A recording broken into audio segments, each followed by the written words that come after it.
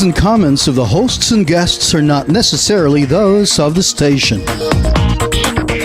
Hi, I'm Nicole Jacinto. Join us on Healthline with 𝗥𝗏𝗽𝗵 as we discuss the latest health and medical topics with doctors from 𝗥𝗏𝗽𝗵. For a healthier and uplifting lifestyle, tune into Healthline with 𝗥𝗏𝗽𝗵 on DZRJ 8:10 a.m. Radio Bandido TV. You've got questions, we've got answers. Watch and listen to Healthline with 𝗥𝗏𝗽𝗵, Mondays, 5 p.m. to 6 p.m. Airing on Sky Cable Channel 224 and on all DTT boxes. Simulcasting online on Facebook and YouTube. Listen and watch on your mobile devices. Just search DZRJ Radio Bandido. You're about to experience Healthline, a show where doctors from 𝗥𝗏𝗽𝗵 interact with you for a healthy, uplifting lifestyle. Moderated by Nicole Jacinto. You've got questions, we've got answers. So welcome to Healthline. Hi everybody and welcome to Healthline with 𝗥𝗏𝗽𝗵. I'm your host Nicole Jacinto. I'm here with Dr. 𝗛𝗵𝗶, an emergency medicine specialist. So I guess we'd often see you in the ER, doc. What do I call you, Dr. 𝗛𝗵𝗶? Any other nicknames like Queen, Majesty? No? Okay. Dr. No, I could settle for that. You can settle for that. Okay. Welcome to the show. And today, folks, we're going to talk about emergency disaster resilience in the perspective of an emergency medicine doctor, and in terms of health doctor. Okay, so people already know you're an ER doctor, so of course that is already automatically for us. Ding, ding, ding! Whenever there's an emergency, as the emergency room doctor, from a health perspective, how do you define disaster resilience? What is it exactly? Oh, that's the whole gamut from being prepared to responding to being able to bounce back after the crisis. So when you talk about resilience, you have to, in your mind, be ready and to anticipate what could possibly happen. And this is where all the what ifs come in. Yeah. So what if this happens? Am I ready for that? What if that happens? Am I ready for that? What do I do if any of these things should happen? And when you have that in mind already, then you start to bring things together and you let's say, prepare your go bag, or you get your medications together and you get your documents together and all that. So it's really everything that will tide you over should something happen. And we like to say it's being prepared. Either you're on your own, or you figure that you're going to be on your own, that you will have no one to turn to because everybody will be in crisis when something like that happens. So you just have to be ready for that. And then after that, when the crisis has actually passed, then you think about how to get back to normal, going back to your home. So, seeing if there's anything to go back home to for some people. And all that. So, doctor, when we talk about this, it's not just like it kind of encompasses like your very personal or day-to-day things like medication or your routines, or should something happen to you. I mean, that's kind of, you start thinking about it that way, and assuming that you can get to the ER in a certain amount of period, maybe just like shove the traffic out of the way, but. This is also maybe perhaps in a bigger sense, like if there is recently we've had typhoons, perhaps sometimes you get earthquakes, or just buildings, knock on wood, buildings collapsing, or things like that, or like accidents that pile up. There have been a lot of accidents where cars pile up on the road. And doctor, when you are in the ER, and you can define it if you'd like to take it from a natural disaster perspective, let's say, or earthquakes, because we are in the ring of fire. It's in the ring of fire. What are the most common health emergencies you see when you're there? Like when when people start getting there or patients start getting to you? Or are there even cases where like somebody's brought in from no, if they're in the room, then they're handled there, right? Or how the hell does that work? Okay. So you mean the patients are actually in the ER?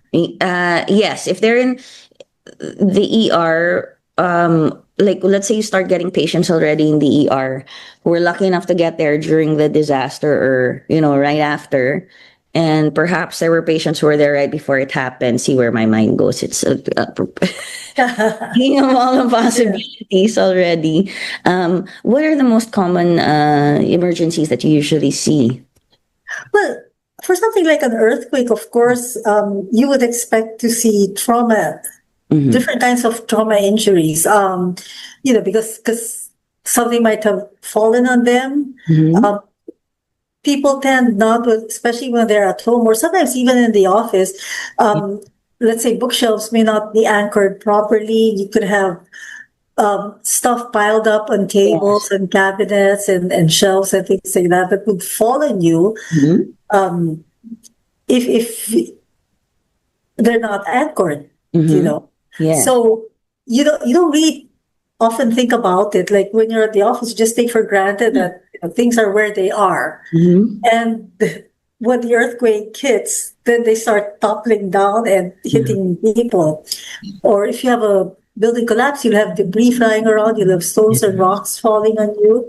So that would be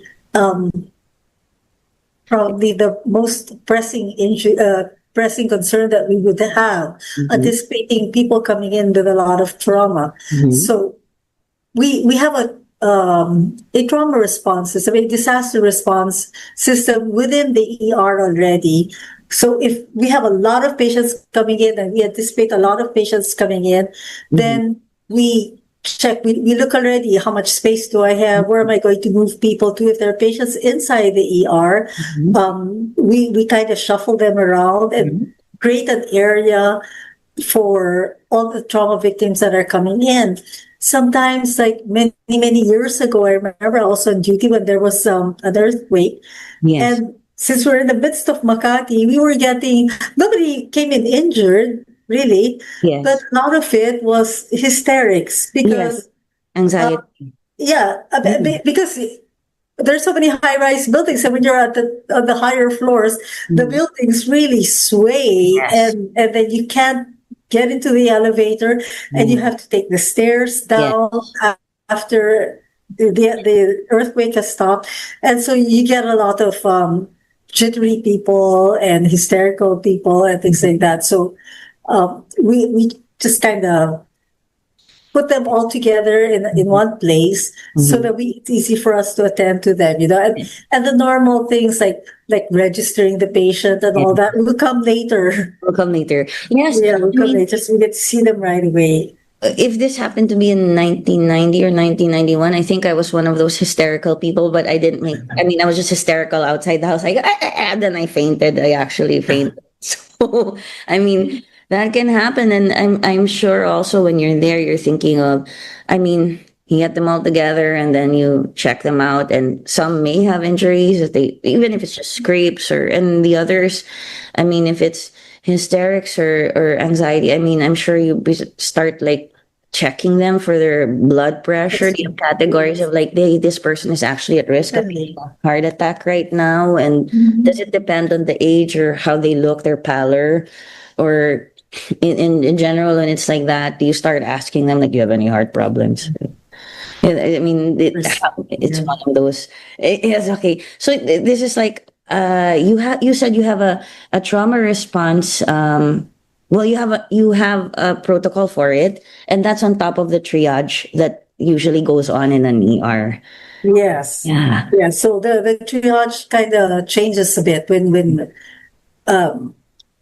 when you have mass casualty incidents, then the triage changes a bit because we're very specific. We use what's called, to be technical, an ESI, Emergency Severity Index, which is a 5-tier system on a daily basis. This is how our ER is run. But in the event of a mass casualty incident, we just cut it down to 3. So the walking wounded, Yeah. know, the critical and the non-critical, the less critical. Yes. So we respond to them accordingly. We will triage them more quickly that way. Well, that makes a lot of sense. I mean, you have to get to as many people as you can on time. So this idea, like, if for the audience who's listening, that you have that, if you are injured and you think going to the ER, you'll maybe wait 3 hours. I mean, you might, but just go anyway if you are actually injured, or if you have any doubts, no? And then, doctor, I mean, what you mentioned a go bag earlier. Is this go bag let's say there are people who, well, I'm a nerd, so I used to have go bags, and like actually, my family is a bit more health conscious in that sense, but I used to have a bunch of go bags lying around. Of course, it has to be a bunch, because wherever you are in the house or in the car, and then 3 years later, you're like, oh, that's where my shirt went. Okay. What should be in a go bag in case of in case of emergencies? What should be in, and is it a go bag per family or per person? Or, I mean, I would Well, say you can have both. You should actually be ready for both. So if you live alone, then you would have a go bag for yourself. But if you're part of a family, you would have your go bag, and then a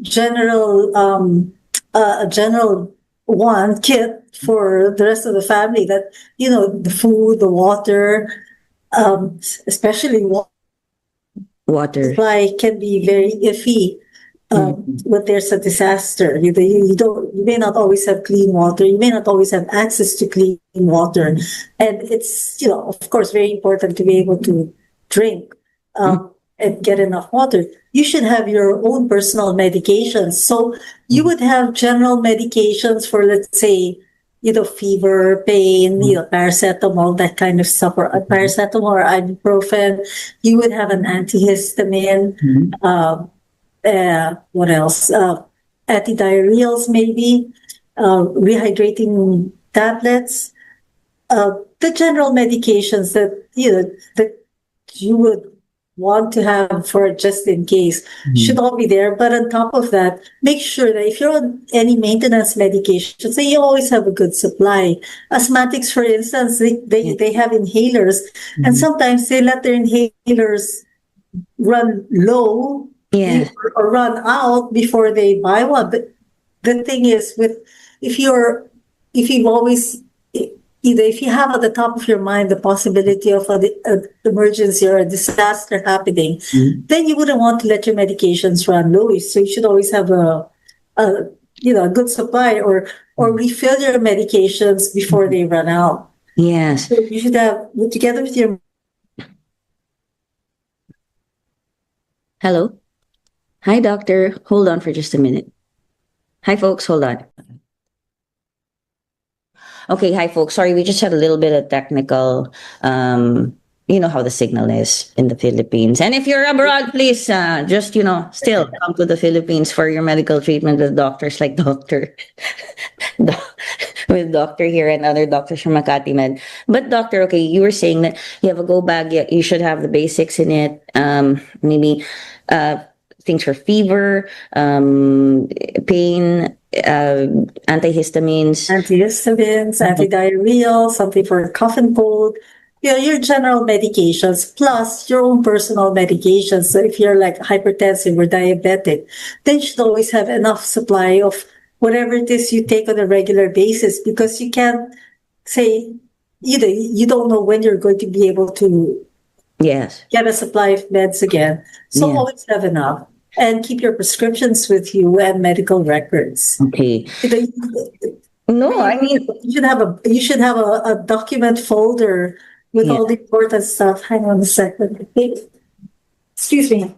Nope.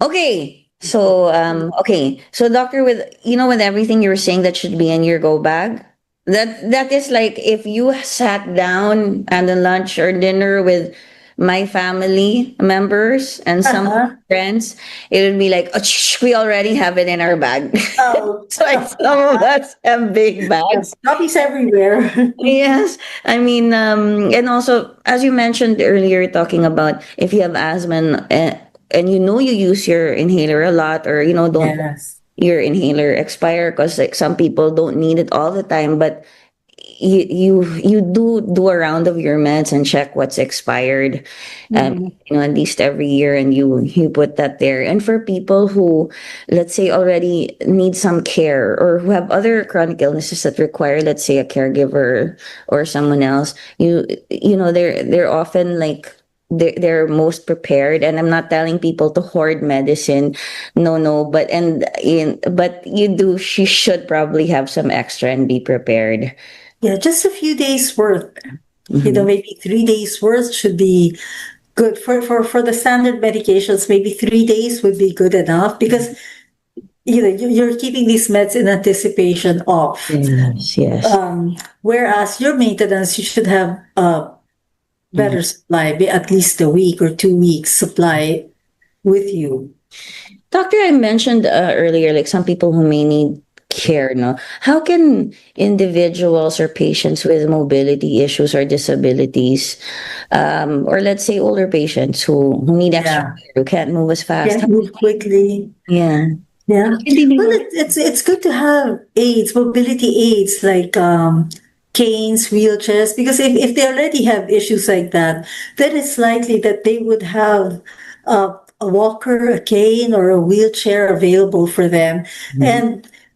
And if within the house you don't really need a wheelchair to get around within the house, then keep your wheelchair by the front door.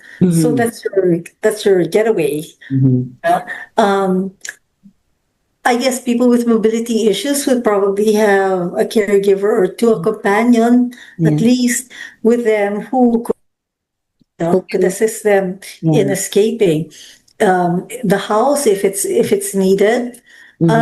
It's also good to work with your neighbors. So if you live in a condo, then it's nice to know your neighbors and kind of look out for each other. So and even if you're not in a condo, if you live in a in a row of houses, if you have neighbors, then maybe once in a while the conversation will crop up. And what if this happens? What if that happens? Then you or your relatives could perhaps speak to them already and say, hey, in case anything happens, here's my number. Please help my father, my mother, my brother, my sister, whoever it is, because they're handicapped. Can you look out for them? And I will do the same for you if That's a great way the need arises. And, it's really being just neighborly. And how Filipinos are. They're so bayanihan. They really extend the hand. That's true. When there is a disaster, there is the bayanihan mentality really comes in. I'm wondering what happens sometimes when there's no disaster, because sometimes neighbors stare at each other. And I'm like, what is this? Is this because there's no disaster. there's a chismis thing going on. So yeah, maybe we can stop gossiping about each other and talk more about these things, not to scare each other, but bring back that really live by that bayanihan spirit, especially in light of the things that we went through this period where there was flooding even in Metro Manila, and I'm sure I'm going to hear you people have seen it in the news a lot, and they were being neighborly in a different manner. A lot of people help people, but the swimming and stuff, they were also enjoying that, swimming in the floodwaters. Okay. Yeah, so that's the thing about floodwaters. There's a lot. You could pick up leptospirosis, and when typhoons hit and the streets get flooded, you could be exposed to the urine of rodents and pick up leptospirosis. So we do give prescription medications, generally doxycycline, for those who are exposed to floods. And doctor, maybe that's just something like coming from you. It would it would really make more of an impact than coming from someone like me who's not a non-medical professional, where, we say, do not step there, or try to wear shoes if you can, or like, yeah, don't go swimming there. I know, when I was a kid, when it rained, or the first rain after the summer, Oh, now yeah. in the rain, but that's like rain, it's rain, and then there's acid rain. But apart from that, the flood waters, you mentioned it, you could really get leptospirosis or Yes. some other thing. And it becomes like a sport, but it highlights our other problems, like we don't have a proper flood plan and all of that. And just sometimes maybe the rain is too much, but I'm glad that it came from you, that you can get sick, and then you're swimming there, then you're like, open your mouth like, oh no, like. So what when somebody let's say somebody's been swimming in the floodwaters or had to wade through them, if they get admitted into your ER, do you ask them that question? Or, and then do you immediately, or do you, and then how does the onset of leptospirosis come on? Do you see it immediately? Is there an immediate effect? Within the next couple of days, you'll start to develop fevers, joint pains, body pains, and that progresses quickly. Okay. So you got that ready. Yeah, we like to start them on medication immediately, even if they're not manifesting any symptoms. We'll prescribe medications for them and give them the warning signs. Well, for those that do develop a fever, then we have to confine them. Okay. All right. So just reminding you guys out there, because the rainy season's not over yet. And, hopefully it's, we're not trying to kill your fun here. I mean, it's just that these things exist, they happen, people have been affected. And here's an ER doctor telling you, that they exist. Boy, I know some people who'll be cheering there because they've been warning their, friends not to don't go into the water. Yeah, wading in flood waters is a different thing from, playing in the rain. Yes, it's different. And then, of course, when you're like swimming for fun, you don't realize you're opening your mouth, and ugh. Yeah, Okay. it's really not clean. I mean, our streets are full of trash, and the flood water carries all of that with it. So, you develop, apart from leptospirosis, you develop gastroenteritis and other illnesses. So, Marami pa, even just respiratory illnesses from the weather, the cold, really from the chill, you could develop respiratory illnesses. So try to keep dry. I mean, I know it's easier said than done, because people have to wade through flood waters. Most of them aren't doing it because they want to. Yes, I'm talking about the ones who are jumping off the bridge and the overpass and the flooded street, flooded highway that's an underpass, and doing acrobatics, and then swimming and having fun. That's what I'm talking about. Hindi naman They probably have a higher higher resistance already from so much exposure. Yes. Okay. And then, doctor, what some people are lucky enough to be brought to evacuation centers, not just in the metro, but in provinces, and all of that, or they're, or let's say, your good neighbor. Sometimes people will crowd in one space, right? Because mas mataas yung bahay ko. Their houses are higher, or it's better here. By the way, I still have electricity and we're not getting electrocuted. We just don't stay in the first floor because the water comes into the houses too.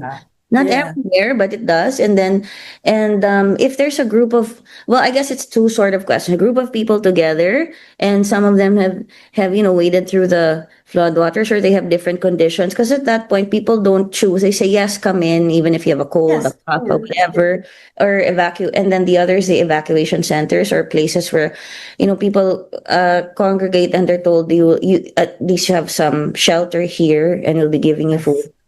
How do diseases like secondary naman to secondary, like there are dangers also. What about the spread of diseases in these areas or in these situations?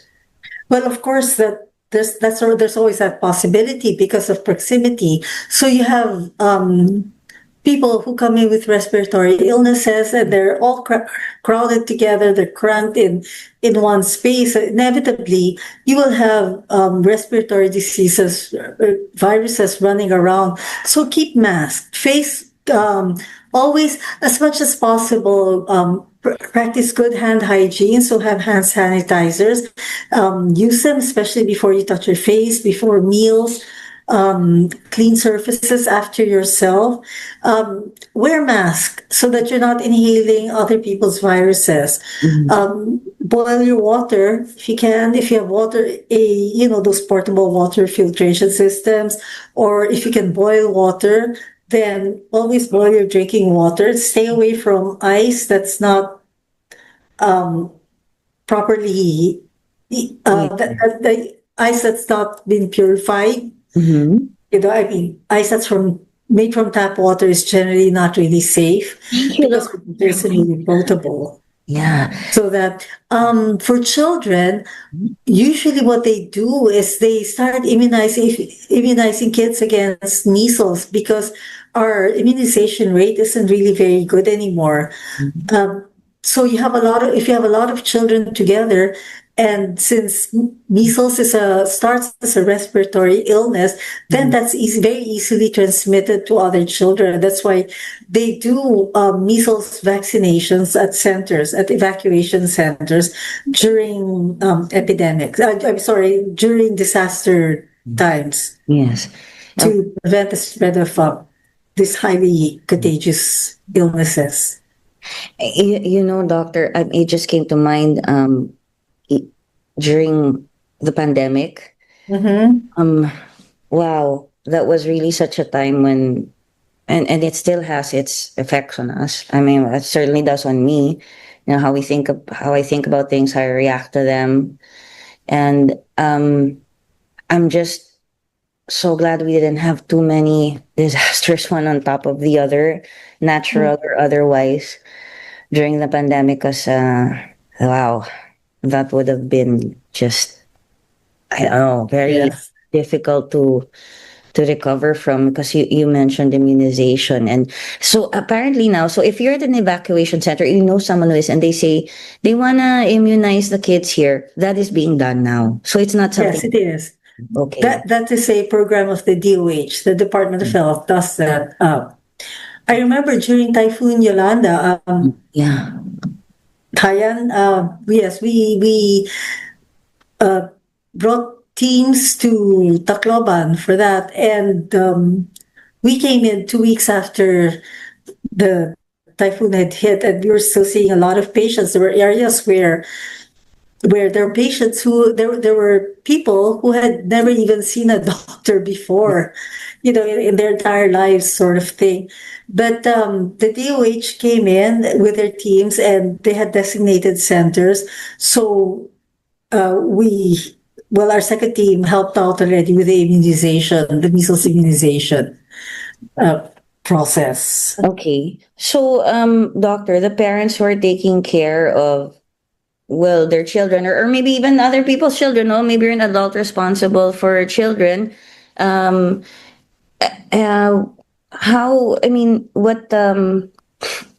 from keeping in mind that, you do vaccinate in evacuation center, so it's not an unusual thing.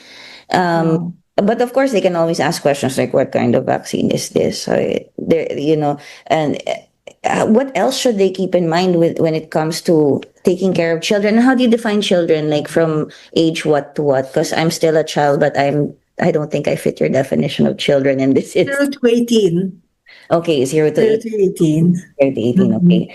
So that's 18 years and 364 days. Wow. It's been 18 years and 364 days. Yeah, so and you're still under my roof. Sinead O'Connor and Prince in that song. So what else should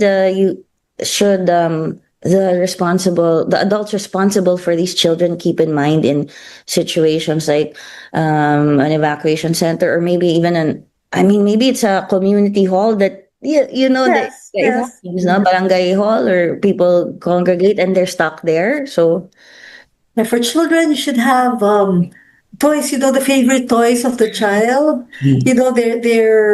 Their security blanket or security stuffed toy. so That you should have that because it helps the child. It helps comfort the child.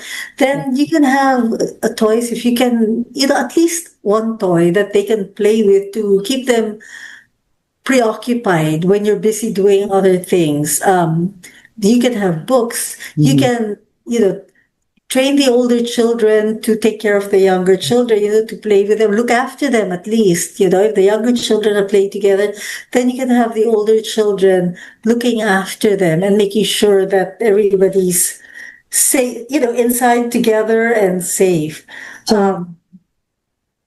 Things like that. If you have infants, then you should have enough formula. If you're no longer able to breastfeed, at least they will have some kind of nutrition. so And boys, sorry, go ahead, doctor.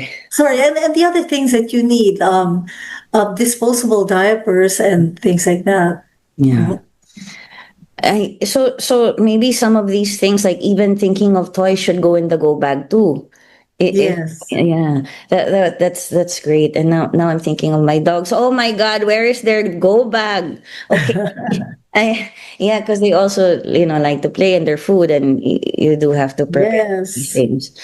I have a confession to make. I don't have all the papers together anymore, like how I used to, like all the the folder and all of that. I don't quite have it together, but I thank you for reminding me and reminding others, because I think we should all get to that, our go bags, our preparedness, and it's also like I guess recent events have reminded us it's quite timely that we're talking about this. Go ahead, doctor.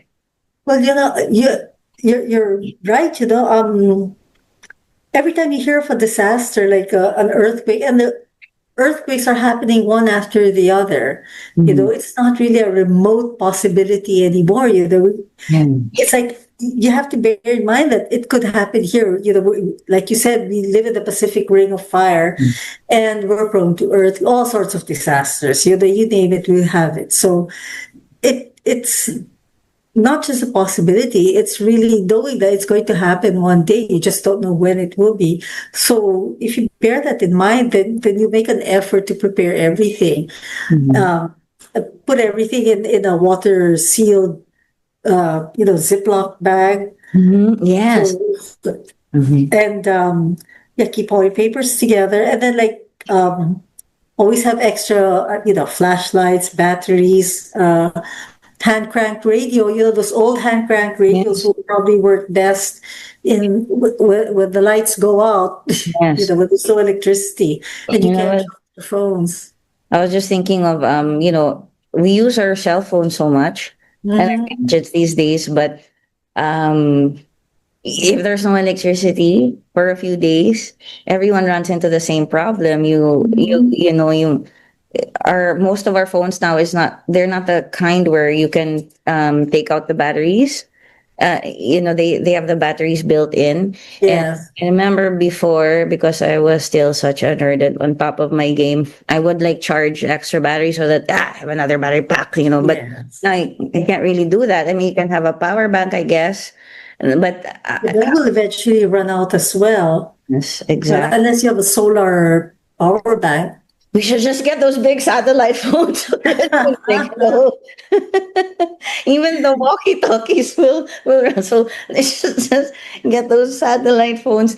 It makes you think of these things. But as an just curious, as an emergency medicine specialist, is your mind also always on this, or do you just get things ready and then you relax? There's that moment where you are one of those people who can handle what comes your way. Well, that's our training. Right. I have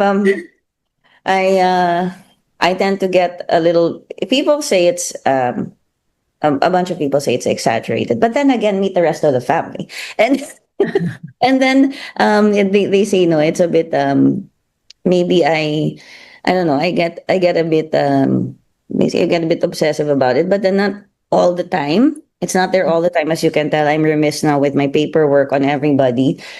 But there is, if I think if you're prepared, doctor, and like how you're telling us to be prepared, there is also a moment where there are people who can think when the crisis is happening, or I find that even though I'm not a doctor and not trained for it, there are a few people like me who like, in this situation, this is happening right now, you do this, you do that, you do that. And if I think, I guess maybe I'm just saying to amateurs out there like me, or non-medical professionals, that you find those qualities in some of the members of your family, or maybe yourself or your friends, and some of your neighbors. So just to add to what you were saying about having good communication with your neighbors, and you take care of my parents, I'll take care of yours, exchanging numbers.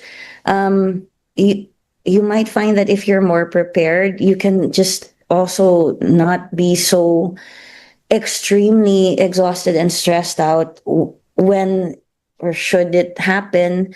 You can kind of make the decisions, not because you don't care, or not because you're totally compartmentalizing, but because you're a bit more prepared. I don't know. Yes, certainly. Yes, if you're prepared, then that's a whole load off your mind, because if you're prepared, then these are things that you don't have to think of anymore. So you're a step ahead. You're a step ahead of the game, because you've got everything that you need. So you don't have to think about the here and now. You're starting to think forward again. So what happens next? What do we do next? Where do we go next? And things like that, because you've got this right now solved already. You've got food, you've got shelter, you've got water, you have batteries and all that. You've got your papers, your documents, etc. So what have you got to worry about? I mean, if you have that ready, then that's one less load off your mind. You're able to think of other things, Okay.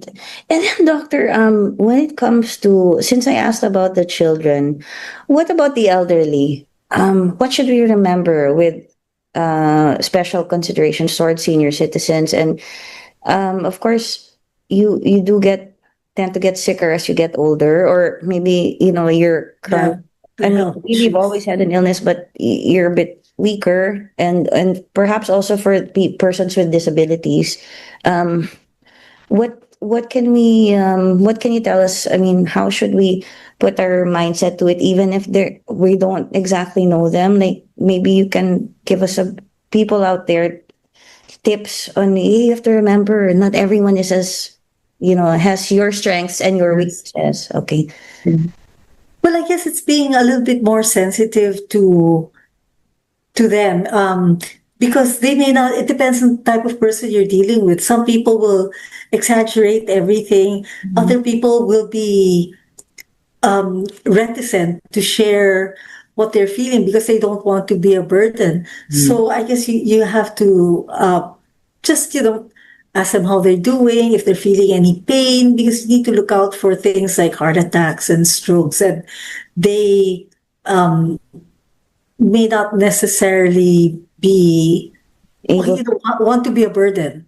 Yes, that's it. A lot of older people, they don't want to be a burden, so you should double check on them. Don't be impatient. That's just what I observe. And also, like, I just realized, how can you put if they have hearing aids, bring them, right? Oh, definitely. So the battery, if it's the kind you plug in, at some point it may run out. But it's also, when you can't hear that well, it can be very isolating. Yes. So they might not be joining into the conversation. So you might want to ask them, and pakiusap ko lang, huwag niyo naman sigawan yung hindi nakakarinig ng mabuti. Kasi there's a way of speaking loudly, but not yung, that really bothers me. Anyway, I mean, I'm so glad you mentioned that, doctor, that some may not want to they're not really sharing. And then it depends on the personality of the person also, but and maybe some are complaining because they feel like they're never heard. Yeah. And some of them, we tend to pamper them too much, and so they begin to feel useless. So maybe, if they're together, if there are several seniors together, you can keep the seniors together so they can entertain each other, or you can get them involved in, let's say, looking after the younger ones, diba? So it gives them a sense of purpose and a sense of belonging, and it elevates their sense of self-worth. Yeah, that's right. There's a lot they can do for you. And a lot of times I hear older people or seniors giving advice, and they're like, "Da, da, da, da, da, da," and then I'm like, what? And then they look it up on their phone. I'm like, guess what she said? But you weren't listening. Okay.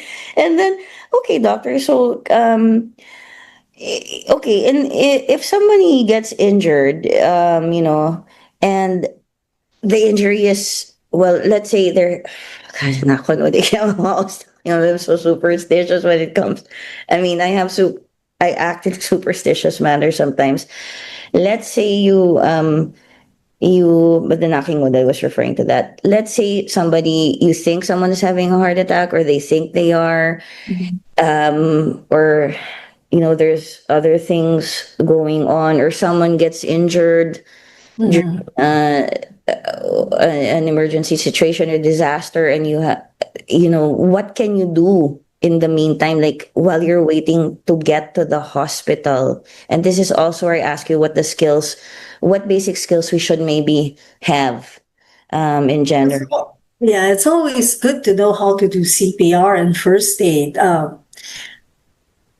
You actually could save a life if you knew how to do CPR. So if you have a community and everybody in the community knows how to do CPR, then the likelihood of somebody surviving from a heart attack or something like that, or from an arrest, is much higher, because then there are several people that can do good CPR that will help sustain you until you get to the hospital. So when you're more prepared, and you have certain skills like knowing how to do CPR, and first aid is really very easy. It's, pressure and bandage for wounds, immobilizing a limb if you think it's broken, and then the rest is keeping a patient calm and comfortable and warm until they can get to the hospital. So, staying with the patient, when you have that skill set,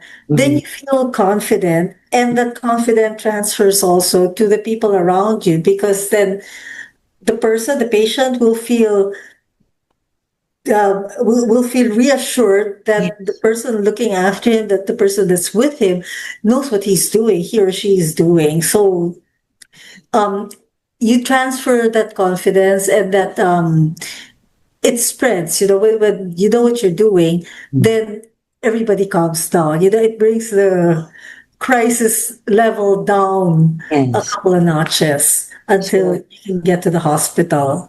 And that's like, of course, the ambulance can get to you. Yes, or the ambulance can get to you. And then when the EMTs get there, you're like, oh my God! No, I'm just kidding. But I've seen that happen though, and I can't blame people. The last time I was in the ER was very recently. It wasn't for myself; it was for someone else, and I was actually not feeling well myself, and I wasn't really very. I mean, physically I was there, but they're still just really only able to latch on to the basics. And I think I asked the same question like maybe 30 times till to the point where perhaps some medical professionals got really irritated at me, but that was my state at the time. I mean, so yeah, thank you for telling us, the CPR, the signs, and this, and also, as you said, that confidence and that feeling of security. Because I've also been in the position personally, I'm sure a lot of people have experienced this, where you're the one who's sick, and then you are just trying to stay conscious, and you can kind of maybe figure out what's going on with you, but you're not exactly sure. And then if other people are like screaming at each other at the same time, or they're even more nervous than you are, it doesn't help you feel better. It's true. And you're like, okay, I have to be the one to think and, make sure that this is like, make sure I get this before I get unconscious. Become unconscious and tell them all my allergies, tell them my this, tell them what I'm feeling. So thank you for reminding us of that, doctor, because we do all have roles to play, and they've never, I mean, at a time like this, and you did mention the earthquakes are happening, and they've happened in other countries, and there's tsunami warnings and all of that. In the midst of all this, can I ask you, what role does emergency training, in terms of, you've already mentioned CPR and the basics, and we do take them up on the show from time to time, and I'd be happy if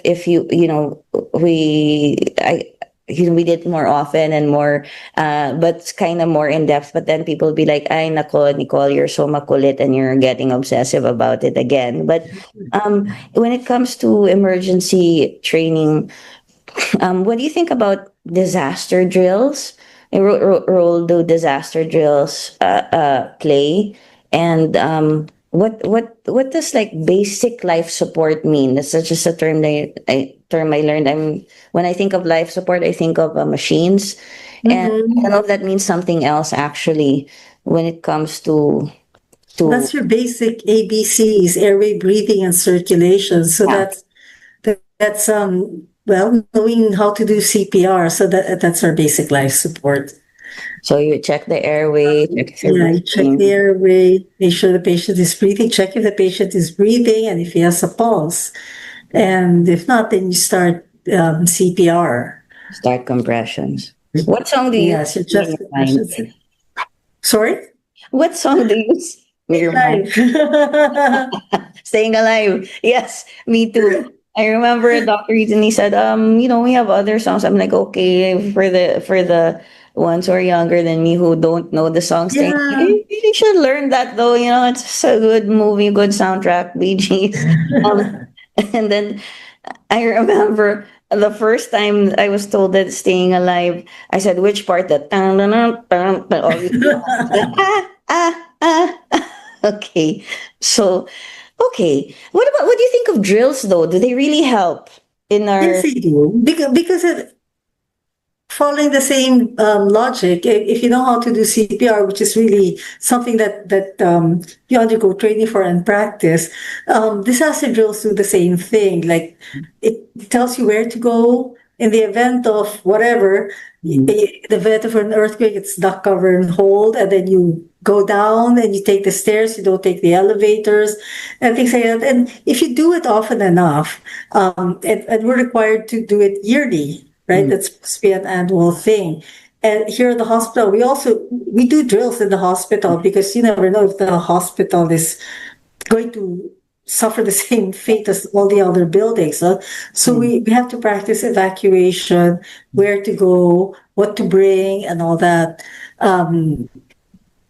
So it helps because then it becomes, when you do it often enough, then it becomes automatic, and you're not forced to think. So it's just like the go back. If you have to go back, you just grab it and go.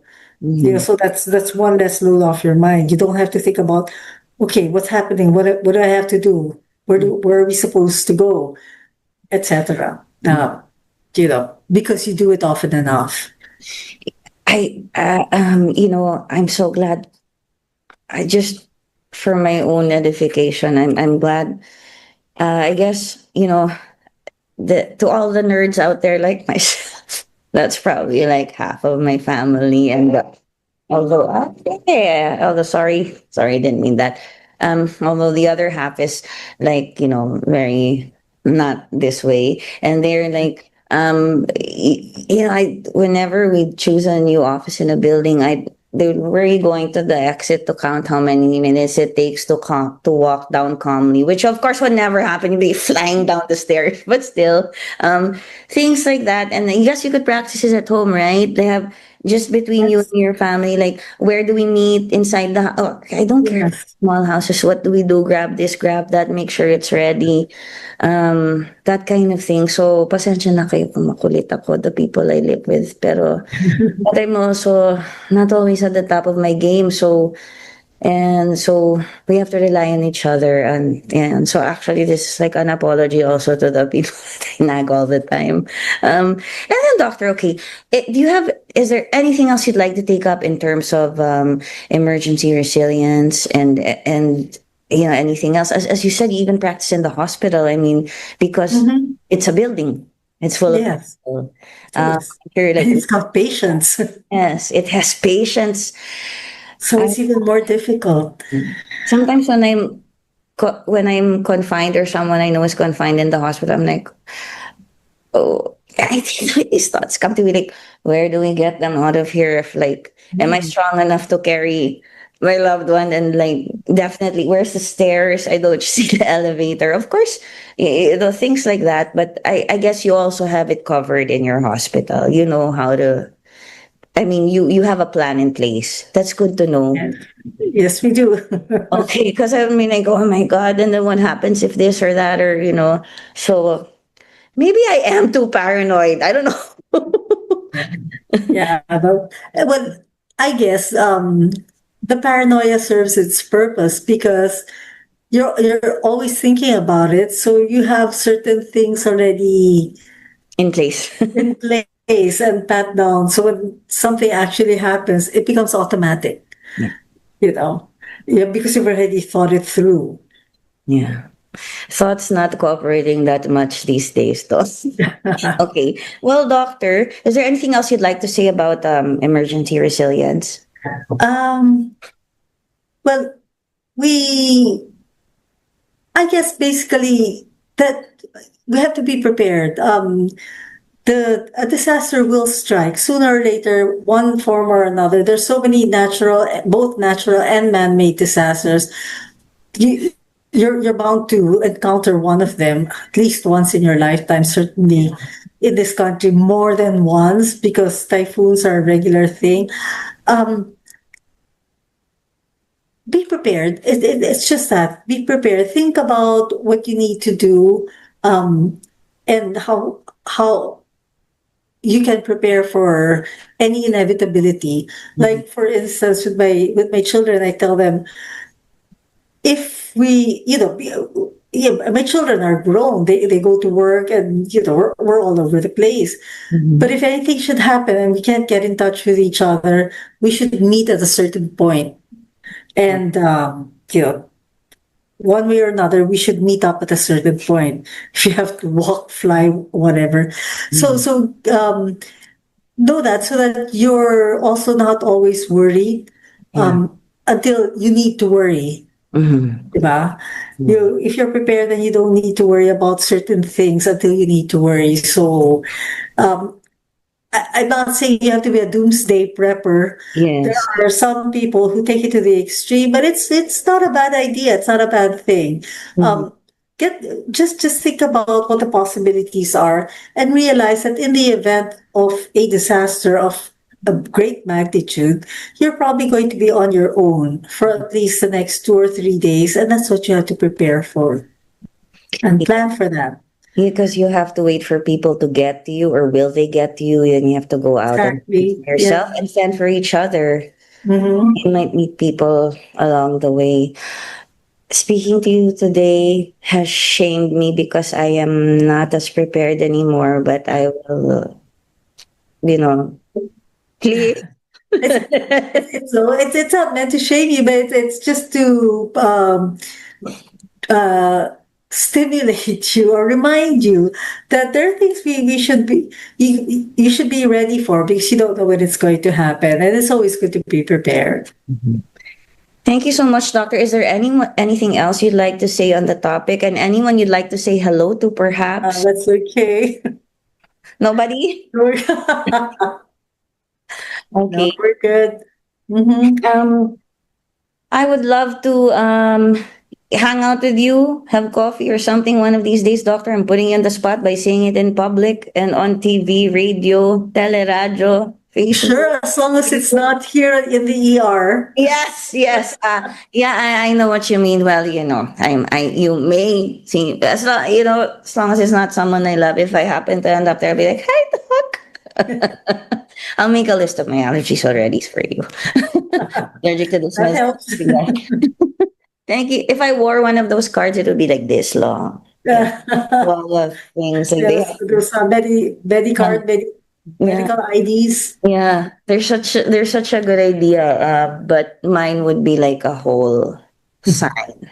Okay, thank you so much. Yes, a placard. Thank you for being on the program, and I hope that more people learn to be prepared without necessarily getting scared. And to those who I love and those who I depend on and who depend on me, who are watching right now, who are watching this show, think maybe, I don't want to be the only one knowing. Why did this become so personal? Emergencies, no? Kasi kakagaling lang sa ER. And for other people as well, everybody work together. I don't want to be the only one in the... Well, I have a sister naman who's so it's okay. But I mean, the more people that know, so you're not fighting over it and having conflicting theories, and you get it like straight from the horse's mouth, like from a doctor like yourself on what you should do, what you should prepare for. Then there will be balance, because it's hard to just depend on one person. Because what if that person even just faints or something for once? How would you know what to do? I guess that was my paranoid take on something. Thank you so much, Doctor, for being on the show. Thank you for having me. I hope it's been enlightening. My God, yes, on a personal level, on an emotional level, on an intellectual level, spiritual level, and I'm sure it's been enlightening for our audiences as well, across all platforms that we broadcast in. Please do come back, Doctor, and talk about anything you'd like to talk about. You're a great guest. I really enjoyed your company today. Thank you. It was fun being here. Thank you, Doctor. Okay, bye, folks. We'll see you again next week on Healthline with Makati Med. The views and comments of the hosts and guests are not necessarily those of the station.